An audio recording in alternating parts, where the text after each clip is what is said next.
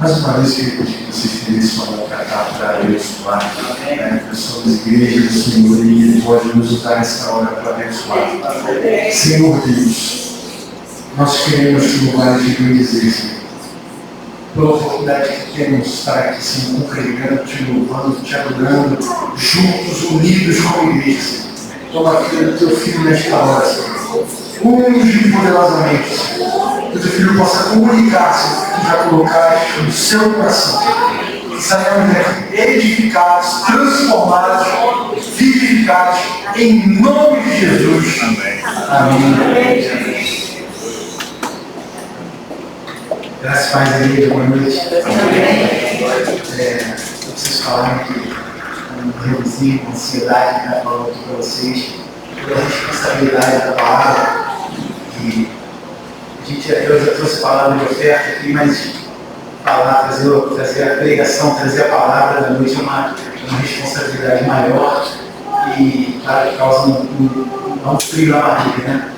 Mas eu quero aproveitar essa oportunidade, queria agradecer ao pastor Davi, agradecer a Deus primeiramente pela oportunidade. Se não fosse misericórdia dele, eu não estaria aqui, nós não estaríamos aqui. Agora eu quero entrar na palavra que Deus colocou no meu coração, que não tem muito a ver com isso, está lá no livro de Gênesis, capítulo 11, texto básico. Gênesis capítulo 11, a partir do versículo 3. O versículo 1. Uma passagem muito conhecida por todos, da Torre de Babel. Amém? Amém. Disseram uns aos outros: vamos fazer tijolos e queimá-los bem. Usar tijolos em lugar de pedras e piche em vez de argamassa. Depois disseram: vamos construir uma cidade com uma torre que alcance os céus. Assim, nosso nome será famoso e não seremos espalhados pela face da terra. O Senhor desceu para ver a cidade e a torre que os homens estavam construindo. E disse o Senhor: eles são um só povo e falam uma só língua. E começaram a construir isso. Em breve, nada poderá impedir o que planejam fazer. Em algumas versões é nada que poderá impedir o que entenda o seu coração, né? Venham, desçamos e confundamos a língua que falam, para que não entendam mais uns aos outros. Assim, o Senhor dispersou dali por toda a terra, e pararam de construir a cidade. Por isso foi chamado Babel, porque ali o Senhor confundiu a língua de todo mundo. Dali o Senhor se espalhou por toda a terra. Podemos Deus, Pai, graças a Deus pela tua misericórdia sobre a minha vida, Senhor Deus, sobre a tua igreja, Senhor. Me ajuda a falar da tua palavra, Senhor, que essa palavra venha ao coração da tua igreja, Senhor, como veio ao meu coração, Senhor, que te entrego, em nome de Jesus.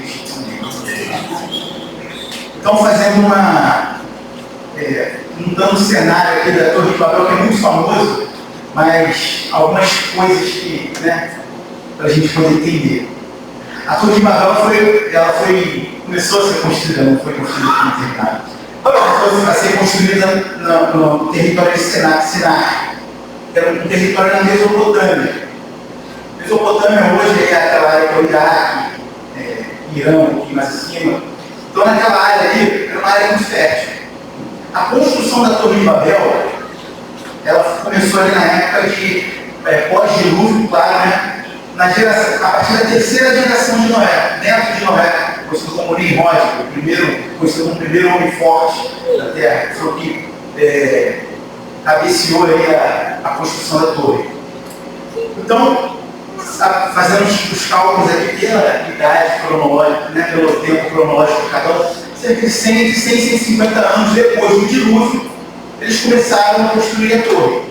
Então, para a gente ter uma ideia, a arca ficou entalhada no monte Ararat, e o povo ele foi pela terra. Jesus fala para Noé: olha, vai multiplicar e enche a terra. Deu uma ordem clara para Noé e para seus filhos.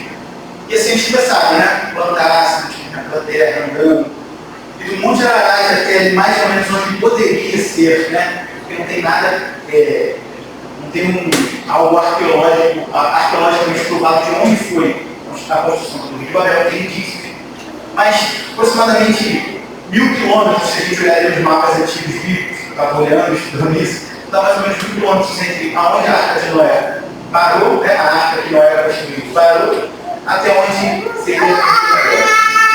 Então o povo ele foi cumprindo, né, o que Deus mandou, multiplicar e encher a terra. E foram construindo cidades, o povo foi se estabelecendo pela terra. Só que quando eles chegam ali, naquele lugar, que era um lugar fértil, e como eu falei, na Mesopotâmia, que era um lugar onde ficava entre dois rios, né, Tigre e Eufrates, aquela terra era uma terra fértil, sem mais de 100 anos depois do dilúvio, então já tinha nascido plantações, direção estava bonito esse período.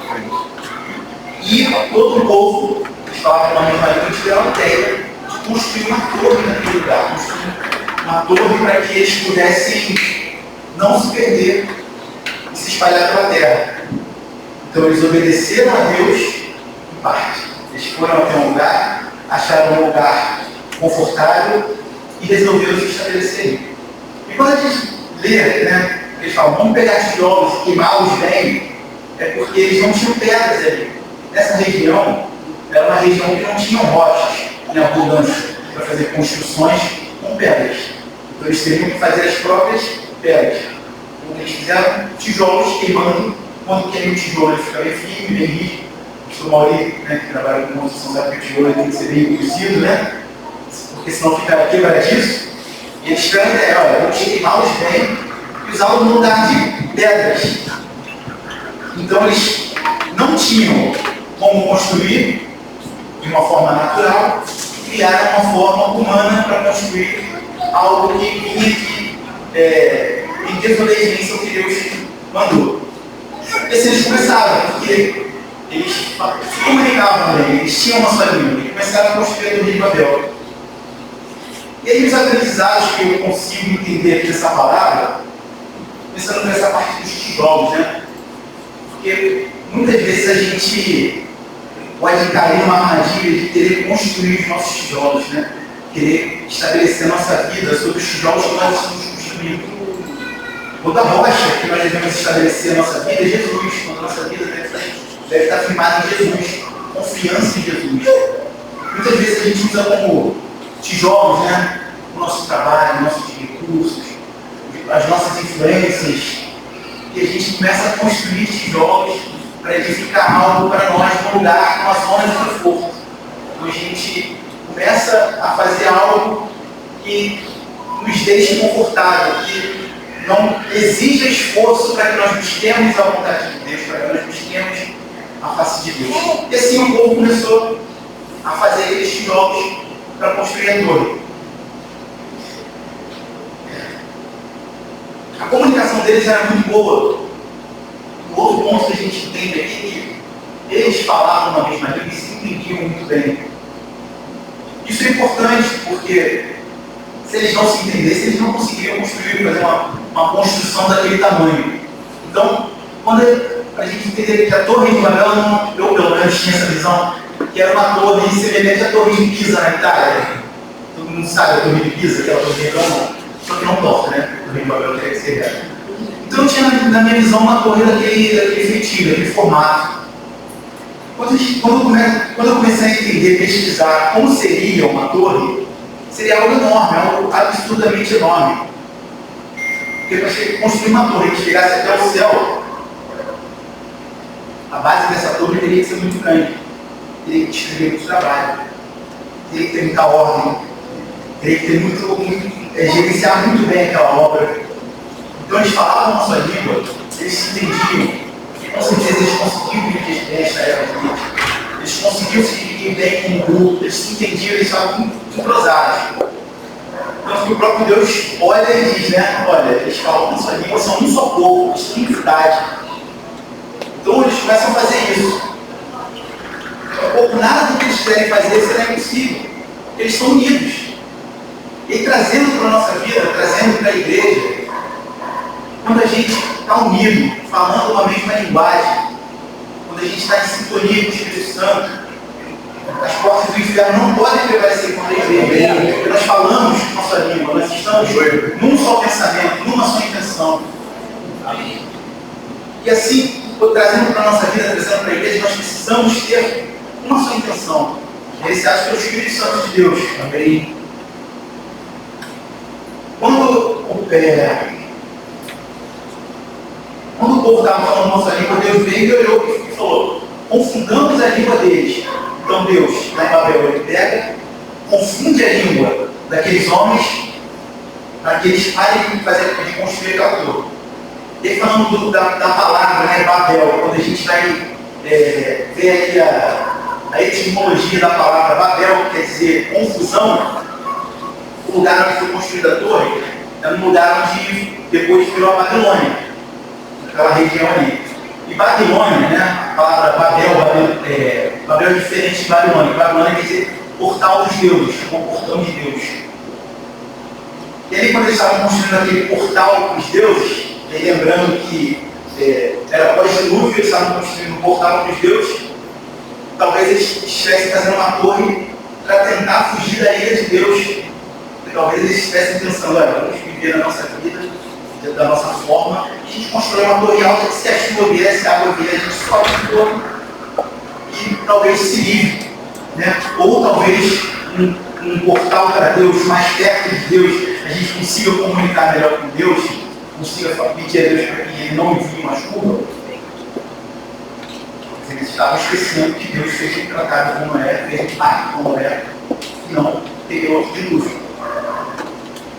Mas quantas vezes na nossa vida a gente pode ficar pensando em, não intencionalmente, mas como eu falei, construir tijolos para nos alicerçarmos, talvez buscar uma segurança humana, não buscando obedecer a Deus, crendo que Deus pode prover, assim como eles fizeram uma torre para alcançar a Deus, ou talvez para fugir do dilúvio. Então, quando Deus ele olha, né, ele fala: esse povo está unido, esse povo é um só, nada vai poder impedi-los. Então, nós desçamos e confundamos a língua deles. Deus confunde a língua daquele povo e ele se dispersa. A construção da torre, ela cessa, eles não conseguiam mais falar. Então, imagina, quem estava responsável por queimar tijolos, aquele grupo ali, cada um começa a falar uma língua. Quem estava responsável pelo transporte, cada um começa a falar uma língua. Aí realmente virou Babel, uma grande confusão, porque seria um portal para Deus, virou uma grande confusão. E Deus confunde a língua e o povo se espalha. E aí a importância da comunicação, o que eu quero trazer aqui nessa noite, é o poder das palavras. Como que as palavras têm poder? Porque quando a gente fala, a gente comunica bem, a gente consegue passar a nossa intenção, a gente consegue passar aquilo que precisamos e conseguir, né, ajudar aqueles que precisam. Lá em Tiago, né, ele vai falar da língua. Tiago, capítulo 3, ele fala sobre a língua. Que a língua, se não doer, seu órgão tão pequeno como anda todo o corpo. A língua, ela tem o poder de incendiar uma floresta. Assim como o leme de um pequeno leme de um grande navio, a língua ela comanda todo o corpo. E não há um homem, né, Tiago 3,8, não há um homem que possa controlar a língua como veneno. Então, o poder das palavras, o que a gente consegue com as palavras, vai depender muito da nossa intenção. E o povo, no Sinai, quando começou a construir a torre, a intenção deles não era obedecer a Deus, era uma obediência parcial. Eles estavam povoando a terra e pararam no momento, num lugar de conforto. E aí tem uma frase que até o Luciano Subirá usa, que ele usou numa pregação dele, que é obediência parcial ou desobediência. Então, se a gente vai obedecer a Deus até certo ponto, é desobediência. Então, Deus ele falou de forma clara, e fala de forma clara. E cabe a nós ouvir a voz dele. No livro de 1 Samuel 15, né, a gente vai ver que Samuel fala para, a partir do versículo 3, Samuel fala para Saul, para ele aniquilar, deixa eu ver que não ficar em minhas palavras.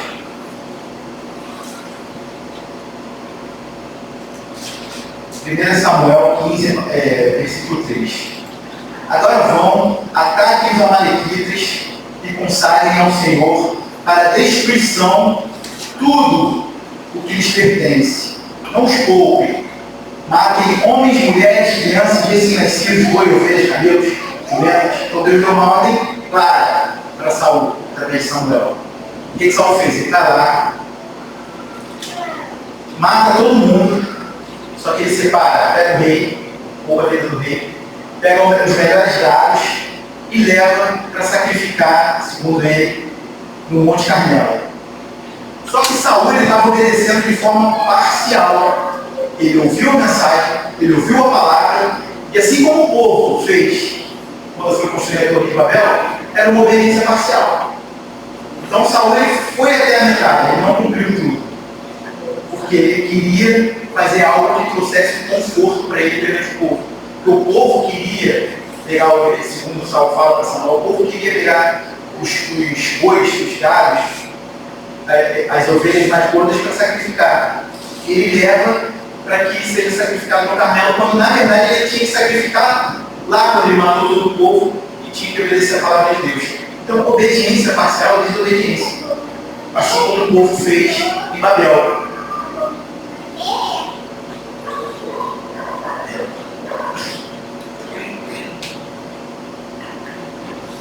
As palavras, que como tem poder, né? As palavras elas podem edificar e elas podem destruir. Eles usaram palavras, essa comunicação para edificar uma torre. E nós também devemos usar palavras para edificar. As palavras, elas podem ser para admoestar. Eu vou abrir aqui eu marquei. Hebreus, capítulo 3, a partir do versículo 13. E eu vou ficar seco.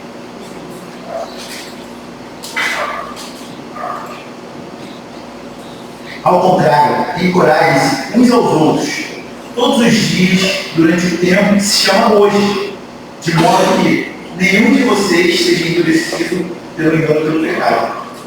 Aqui o autor de Hebreus está falando de encorajarmos uns aos outros, usarmos a palavra para encorajamento. Que é para isso que nós falamos uma mesma língua, nós que falamos uma mesma língua, e devemos encorajar uns aos outros. Quando Deus ele confunde ali para o povo se espalha, é o contrário daquilo que a gente vai entender. Eu entendo que Deus ele criou o homem numa só língua para que o homem pudesse adorá-lo, para que o homem pudesse adorá-lo em comunhão, numa só língua, em unidade. Só que o homem, ao contrário, né, começou a desobedecer na desobediência, na obediência parcial, na desobediência, e tentou construir uma torre para que eles não se dissipassem da terra, para que eles não se perdessem, para que eles continuassem em unidade entre eles, mas sem depender de Deus. E eles estavam querendo fazer um clube, eles estavam querendo fazer algo especial, um lugar onde eles pudessem se ajudar, ter segurança, sem pensar em Deus, sem fazer a vontade do que Deus queria. E a gente vai entender que lá no que o pastor falou aqui no início do culto, durante o louvor, sobre Atos 2. Que lá em Atos 2 o povo estava reunido num só espírito, porque eles receberam uma ordem clara de Jesus. Jesus fala: ficar em Jerusalém até que pronto seja meu espírito por ele.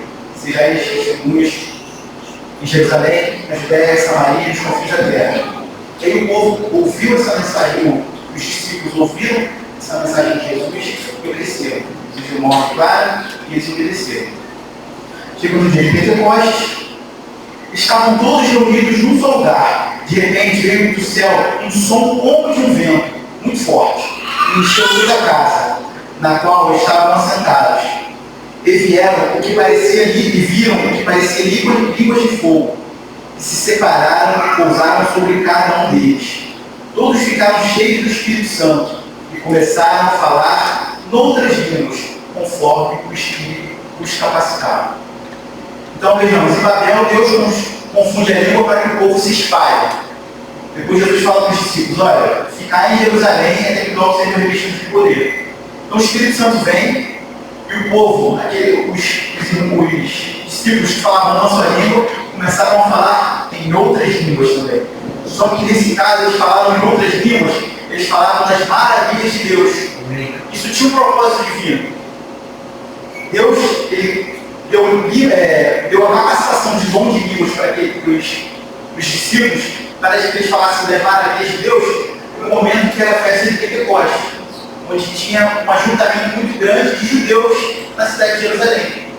E eles começam a ouvir as maravilhas de Deus, e aquele povo que não tinha ouvido falar de Jesus, ouve, e depois da festa de Pentecostes vai voltar para a sua terra natal, para a sua terra onde vivia, ouvindo e falando das maravilhas de Deus. Então tinha um propósito. Deus ele deu o dom de línguas para a igreja, para que pudesse comunicar as maravilhas de Deus. E assim foi como aconteceu. Quando o povo confundiu a língua, quando Deus confundiu a língua do povo, eles começaram a falar entre as línguas e não se entendiam, fazendo uma alusão para a nossa vida.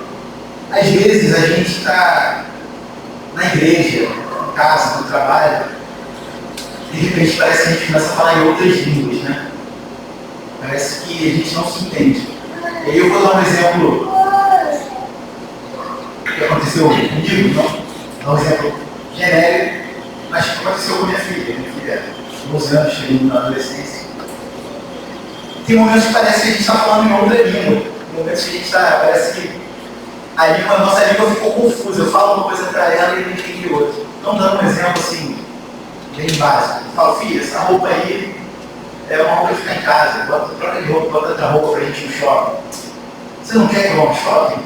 Então, assim, parece que eu estou falando, não é que eu não quero que você vá no shopping. Só para você trocar essa roupa. Então, eu não vou no shopping.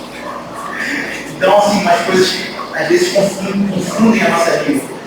E esse é um exemplo corriqueiro do dia a dia, mas que muitas vezes pode acontecer no nosso cotidiano, no nosso casamento, na nossa família. A gente está falando, a gente está comunicando e a comunicação não chega, a comunicação não fecha.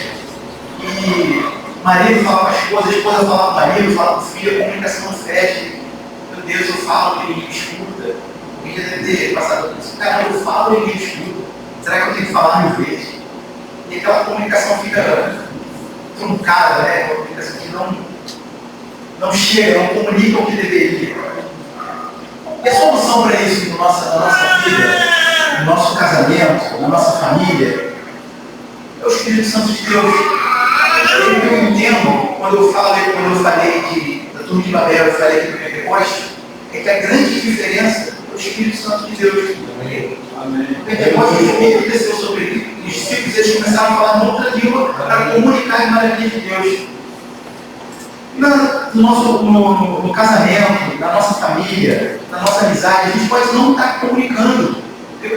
Pode ser que nós estejamos buscando o Espírito Santo para que nós consigamos ter uma comunicação efetiva. Talvez estejamos comunicando algo que não provém de Deus.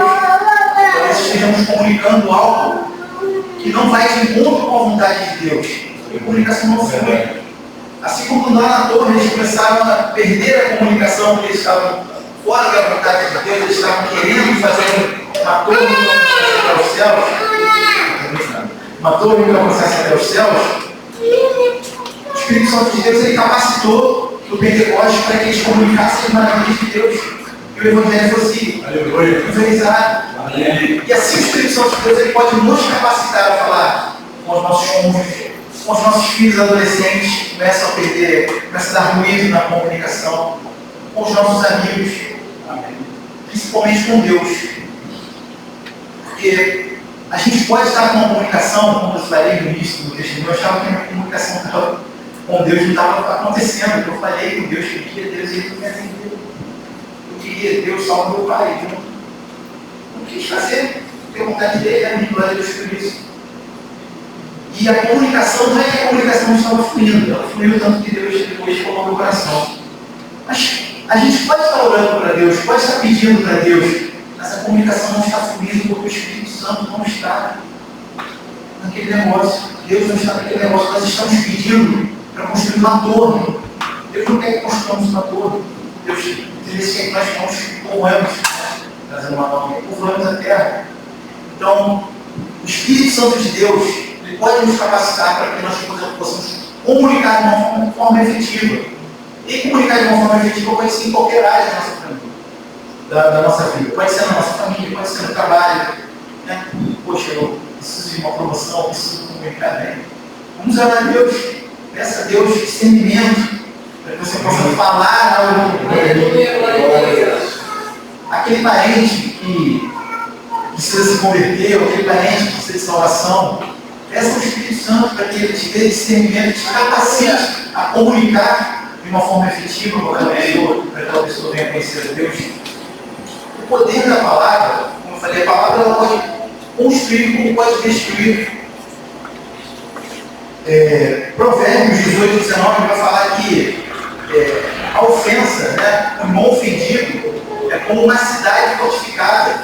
Então o irmão ofendido, provavelmente ele recebeu uma palavra que destrói. Ele recebeu uma palavra que não edificou, né? Pelo contrário, ela destruiu a vida dele, destruiu o coração dele, ele se fortaleceu, ele se fechou. Então ele se fechou para que ouça a palavra de Deus. Então, muitas vezes, nós podemos dizer palavras como em Tiago 3 diz que a língua, ninguém consegue controlar a língua é veneno. Nós muitas vezes vamos nos perder falando alguma coisa que não devia ter dito isso. Caramba, eu poderia ter falado isso. E a gente acaba não falando. Mas Deus, o Espírito Santo de Deus, ele é capaz de corrigir qualquer palavra errada que nós tenhamos dito, através do perdão. Ele pode nos capacitar a dar palavras que edifiquem a vida de outras pessoas também. Então, que nós possamos pegar esse exemplo do povo de Babel que estava utilizando o poder da palavra para ter um conforto, para ficar na zona de conforto e começar a desobedecer o que Deus queria. Que nós possamos usar a nossa palavra de uma forma que venha a edificar na nossa vida, na nossa família, edificar a igreja, por onde quer que nós formos, por onde quer que nós passemos, que a palavra que nós venhamos a dizer, que elas sejam palavras que edifiquem para a glória de Deus, não que edifiquem para o conforto, para a glória humana.